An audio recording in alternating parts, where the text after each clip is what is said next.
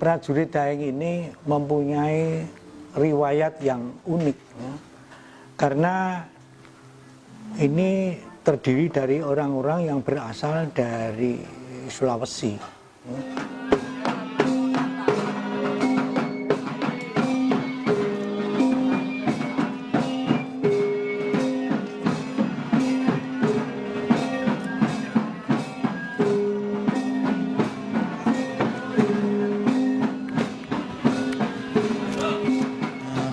Prajurit Bergodo Daeng di Keraton Yogyakarta awal mula adalah jatuhnya kerajaan Goa di bawah kepemimpinan Sultan Hasanuddin sekitar 1700-an.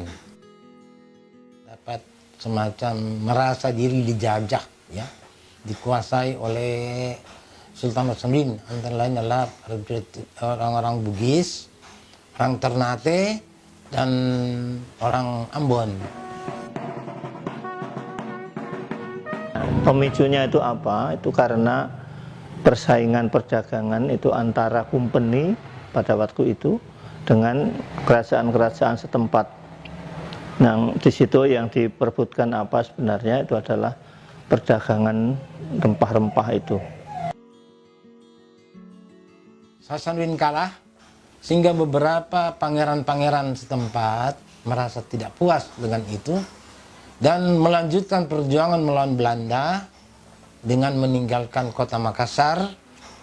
Berangkatlah prajurit itu antara lain yang berangkat ke daerah Jawa Timur. Inilah yang kita kenal kemudian dengan antara lain salah satu itu namanya Karanggalesong.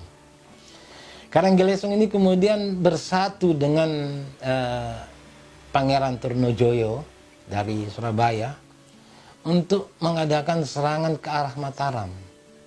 Waktu itu Mataram adalah Mataram Pleret di bawah Sunan Amangkurat Agung. Sunan Amangkurat Agung itu menurut penilaian Trunojoyo dan menurut penilaian Makassar, dalam pengertian ini Karanggalesong itu sudah demikian rupanya berpihak kepada Belanda. Jadi kelanjutan dari perjuangan dari dikalahkannya Makassar Sultan Hasanuddin oleh prajurit tentara VOC itu, kemudian mau mengacaukan wilayah laut yang ke arah timur, yang biasanya melalui Surabaya, daerah Jawa Timur Surabaya. Nah, disitulah bertemu dengan Trunojoyo. Jadi kesimpulannya semuanya bergerak bahwa ini akan menentang penjajahan Belanda. Pada waktu itu masih VOC Belanda, ya. Bergeraklah pasukan dari daerah Jawa Timur masuk ke Jogja dan kemudian menghancurkan Astana Pleret dari Sunan Amangkurat Agung. Itu terjadi ya sekitar dalam rangka masuk serikat 1700-an, 1767 kalau tidak salah. Karena menang, kemudian Trunojoyo kembali ke Kediri Jawa Timur, mendirikan Mataram yang menurut dia Mataram Kediri. Mataram Kediri dia dilantik menjadi Prabu Maduratno dan lain-lain Trunojoyonya, termasuk pasukannya Karanggalesong. Karena waktu itu Karanggalesong dikawinkan dengan adik dari Trunojoyo, Singgarkat. Ini kalau kita bicara diaspora yang bersifat tetap membenci Belanda, melawan Belanda, inilah Karanggalesong tadi. Antara lain beberapa, ada namanya Karangbonto Marano, ada yang namanya Karanggalesong, ada Daeng segala macam itu yang masih melanjutkan perjuangan di Jawa Timur tadi.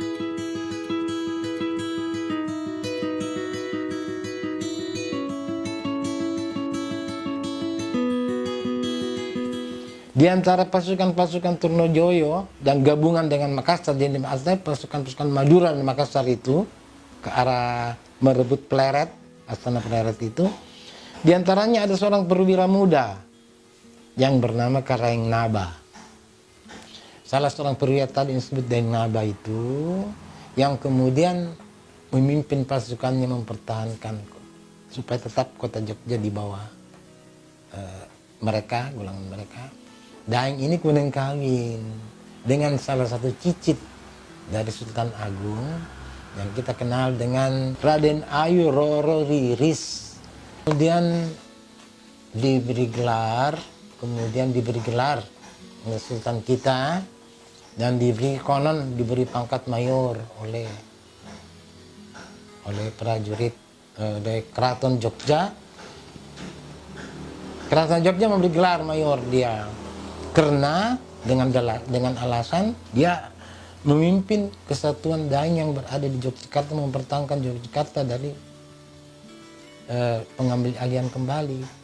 Nah, pasukan pendudukan inilah yang disebut prajurit Daeng.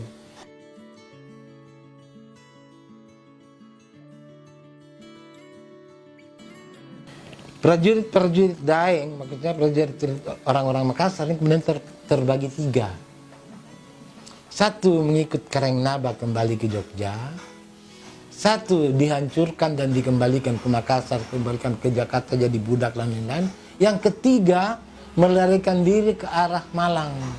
Ini yang tidak mau menyerah kepada Amral dan tidak mau menyerah kepada Mataram sini, Kareng Naba.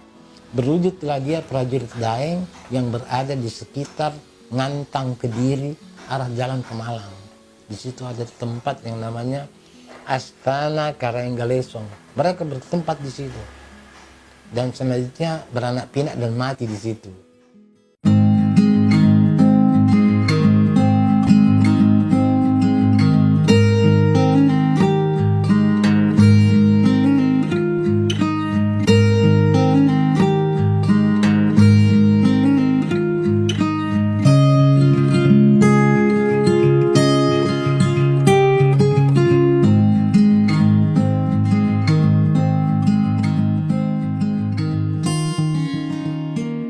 Orang itu terutama yang masih kokoh untuk tetap melawan Belanda, itu mereka berdatangan ke Jawa untuk melaksanakan idenya di dalam melawan Belanda ini.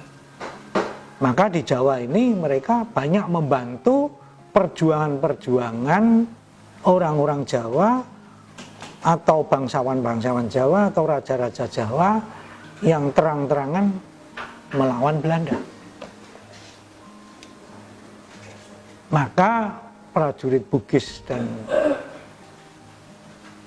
Daeng inilah sebetulnya permulaan nama-nama itu belum diabadikan sebagai prajurit Daeng, dan pada waktu itu masih tapi banyaknya orang-orang ini yang ikut melawan Belanda, sehingga oleh raja-raja Jawa, terutama Sri Sultan Hamengkubuwono yang bertakhta di Jogja pada waktu itu, diabadikan dalam kesatuan-kesatuan yang namanya Bugis dan Daeng ini.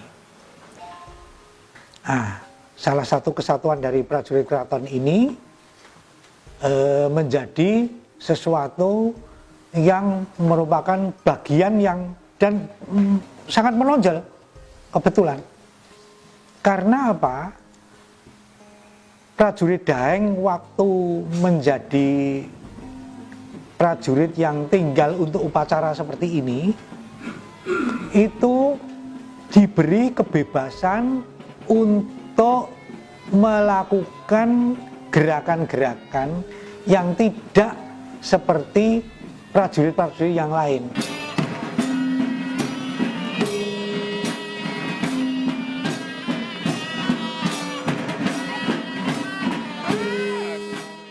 Pada panjinya atau komandannya. Antara lain dia bisa main itu keris itu dilontar-lontarkan, kemudian kalau di Akmil itu kan sering pedang yang dilemparkan, kemudian itu keris yang dianukan. Jadi itu memang merupakan satu atraksi dan keterampilan tersendiri dari mereka.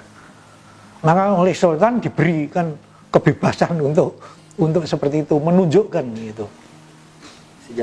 Sejak dulu sudah seperti itu. Sampai sekarang juga gerakan-gerakannya walaupun tidak pakai seperti, karena ini pada waktu itu waktu main itu pakai keris itu Belanda takut itu. Kok kelihatannya berbahaya sekali ini, nanti kalau kena beneran gimana? Jadi ukuran mereka kan lain ya.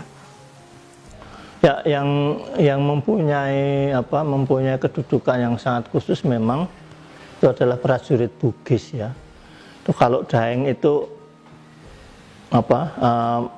kekhususannya itu memang di dalam hal dalam hal musik dan pakaiannya itu sangat indah memang untuk Daeng ini. Mereka tuh kelihatan kelihatan kalau orang Jawa bilang itu macak ya, itu penuh dengan dengan aksesori semacam itu.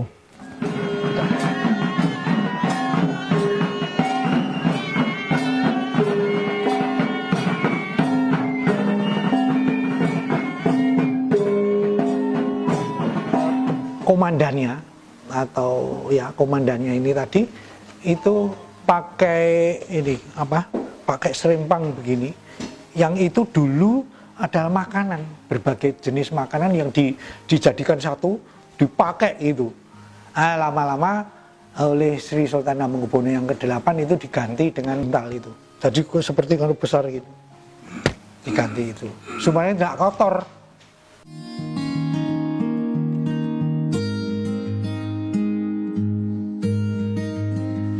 Ada marsnya yang memakai pui-pui. Bergelulan tidak pakai pui-pui. Kemudian gendangnya pakai gendang itu gendang bundar.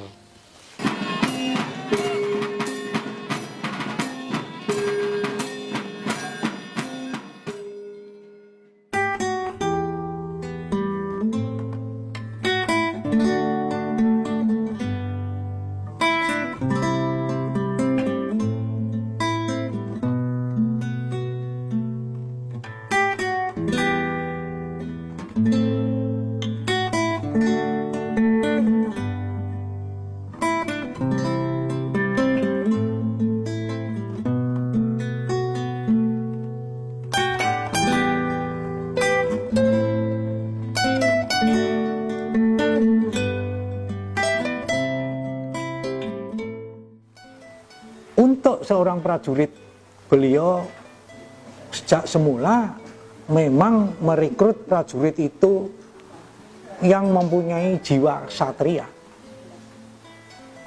Ya. Jiwa ksatria itu apa? Jiwa ksatria itu yang mempunyai di dalam angan-angannya, cita-citanya itu mempunyai jiwa yang nyawiji, greget, senggoh, dan ora mingkuh. Itu jiwa seorang prajurit, jiwa figur seorang kesatria. Nah, kalau saya katakan prajurit itu termasuk perempuan juga harus mempunyai watak seperti itu jiwanya. Nyawiji, greget, senggoh, ora mingkuh. Nyawiji itu konsentrasi, greget itu semangat, sengguh itu jati diri, ora mingkuh itu adalah bertanggung jawab. Sebetulnya ini berat sekali untuk melaksanakan ini, berat. Oleh karena supaya bisa dia itu figur person itu, figur prajurit itu, ini harus mempunyai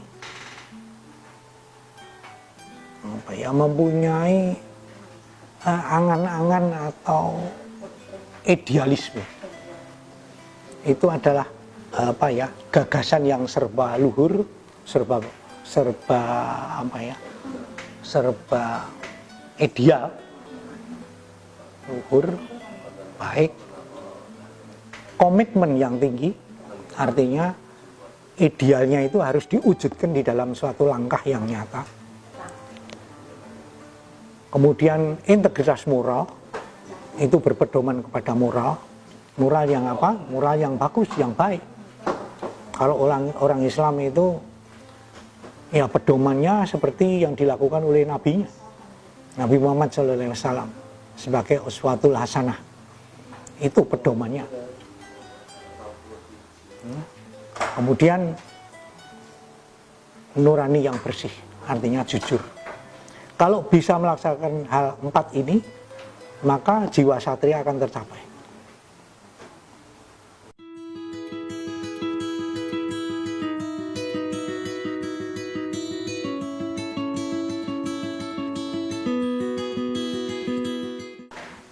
Prajurit zaman dulu itu jelas itu untuk mempertahankan negara, untuk dalam hari ini ya berperang, ya, menjaga keselamatan.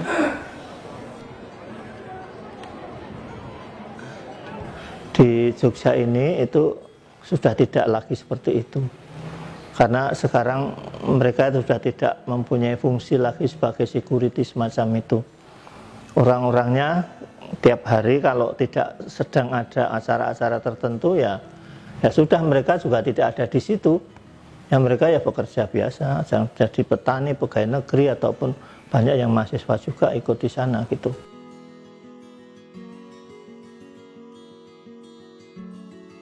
Dedikasinya itu terkait dengan bahwa ini memang betul-betul pengabdian kepada budaya. Itu harus teruji di situ, bukan mencari apa-apa. Sama dengan para abdi dalam ini, bukan mencari sesuatu yang bersifat material, tapi memang melestarikan budaya.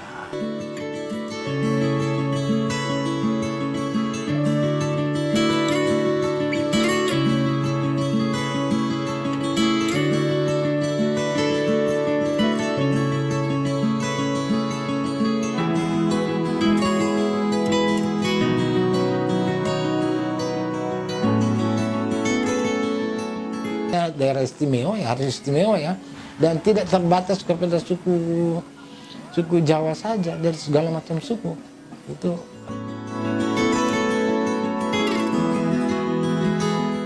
Di Keraton Yogyakarta Makassarnya saya.